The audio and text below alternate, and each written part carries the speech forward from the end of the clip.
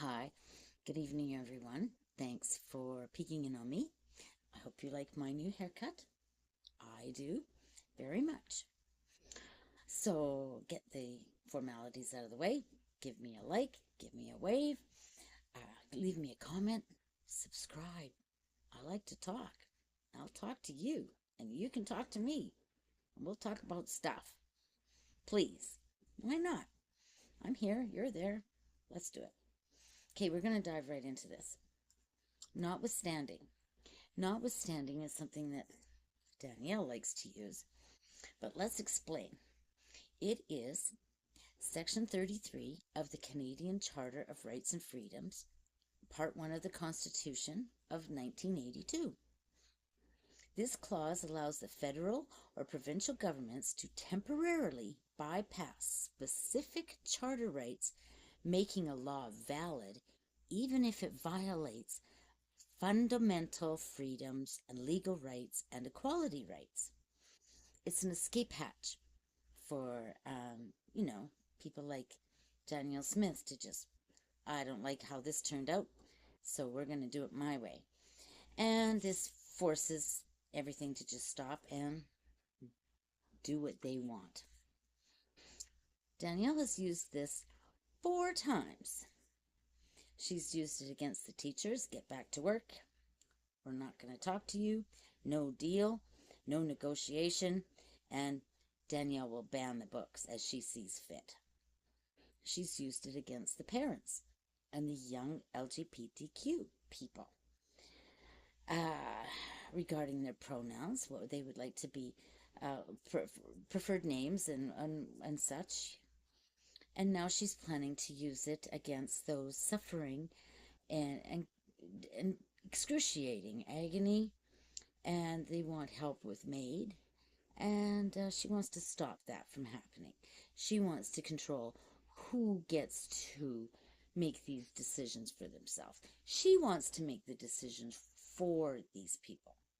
So that's wonderful, because before there was MAID, I watched my father linger, suffer agony, excruciating for quite some time. And I know that he really, really wanted to go. I know another man from years back that begged me to give him more morphine. Begged me. And I couldn't. I don't think that's right. When these people are that ill, that sick, in that much pain, they should be able to decide when they want to go, how they want to go, and who wants to be there with them. They should be able to decide that for themselves. And Danielle has no business at all being in doctors' offices or deathbeds, suffering. She has no business in our homes, telling us what to do with our children who may or may not be experiencing trans issues. She has no business telling us what to do about that. And I know parents who do have that situation. They don't want Danielle Smith, a woman who never had children and never has wanted children or doesn't even like children. She has no business to tell people what to do with their kids. That's between the parents and the children. It's usually teens, older teens, and their doctors. She's got no business in there. She has no business in the hospitals. She's not a doctor. She has no business. She has no business. I'm pretty upset with her.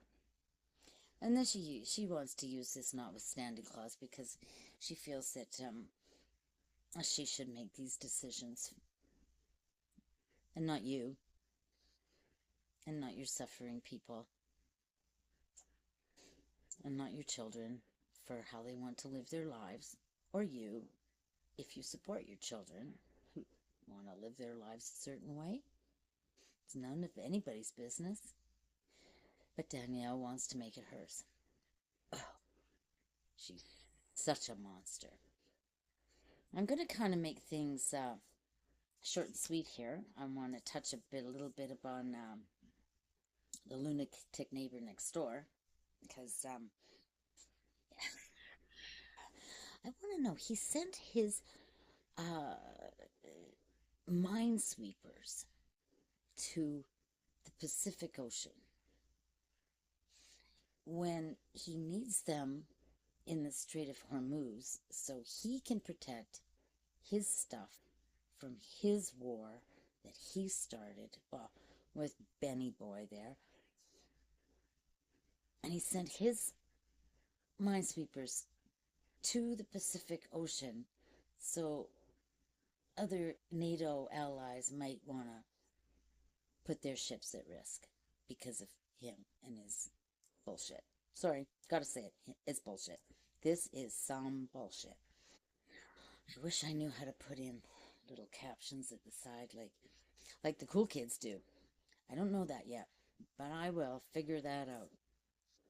I don't know why he's done that. Lunatic next door. Mm-mm. Disaster Donnie's damned destruction. Yep, that's what it is. Him and Benny. I have to think of something for Benny there. Those two. You know, Benjamin, he waited for years and years and years and years and years to find a president stupid enough to do his bidding. Yep. And the president that's stupid enough to do that is right in there with Vladimir Putin. And it's not like we don't know. There's all kinds of documents. I mean, there's passport documents and whatnot that Donald he spent a significant amount of time in Russia having lunches and things with fantastic Russian oligarchs. Yep, he did. So this whole thing has been planned for a long, long time. And then we have the whole Project 2025 guys, and they needed a president who is stupid. And here we are today. Here we are, doing the stuff.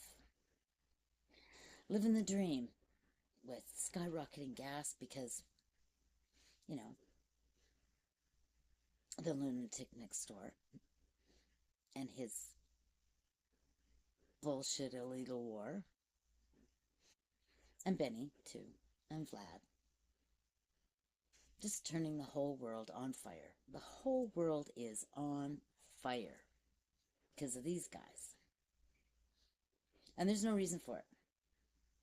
No reason at all. So, I just thought, mention that. Oh, yeah, he also mentioned in one of his little briefings that he turned around behind him and he said, look, here is a bust of Winston Churchill sitting proudly on credenza or whatever it was behind him. And then he said, Obama took this bust and sent it back to the UK because he didn't want anything to do with it. Which is more Donnie bullshit because Obama did not send anything back. He just moved it to a different part of the office and he put a Martin Luther King bust in its place. So it wasn't like he sent it back anywhere because that would be rude and uncalled for. And Mr. Obama wasn't that kind of guy. However, Trump is, because we've all seen the pictures of past presidents and Trump's little verbiage that he's put on little plaques underneath them and how childish and juvenile and downright junior high of him to do so.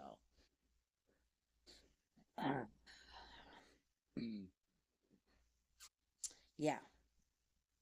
So, and Thomas Lukazik, he is getting up there. I think he should start a new conservative party that is more conservative than those UPC guys and Danielle and separatists because that's what they are, a bunch of separatists. And let's see, don't go to the USA. Do not fly into the USA. They've shut down the whole country again for whatever, I guess it's Epstein stuff again.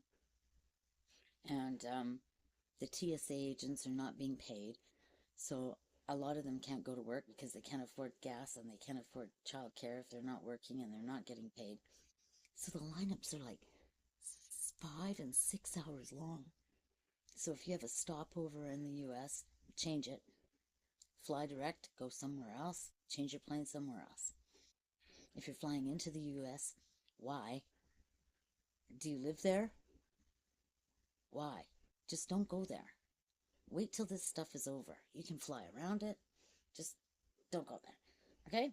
Because you're going to end up being in trouble with ICE, or you're going to spend days and days in line sleeping in the floor of an airport. Don't go. Save yourself the aggravation. Spend the extra 100 or whatever it's going to be. Fly somewhere else and save yourself the aggravation. And bring some food because they're not going to feed you either. Okay. Okay. So, I think that's about it for this evening.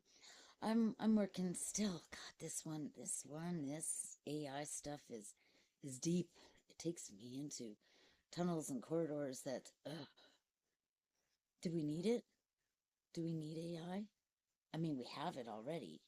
Are you having problems with your AI? Do you need more? When you Google up something, it comes up AI, and then do you need more? Is it not fast enough for you? Is your 5G not fast enough? I don't know. We're going to get into that. So, thanks for the haircut. Thanks for the lovely compliments. And I'm still working on that story, boy. It's something. I have to make sure everything's factual and true. That's what's taking the time. You know, this stuff, Danielle, that's everyday crap. This stuff with lunatic next door, that's everyday crap. But the AI stuff, that's not everyday crap. There's a whole world out there, and I want to make sure it's right.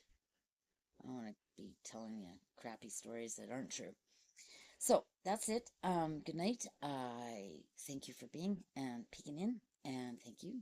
And we'll talk to you soon. Take care. Bye now.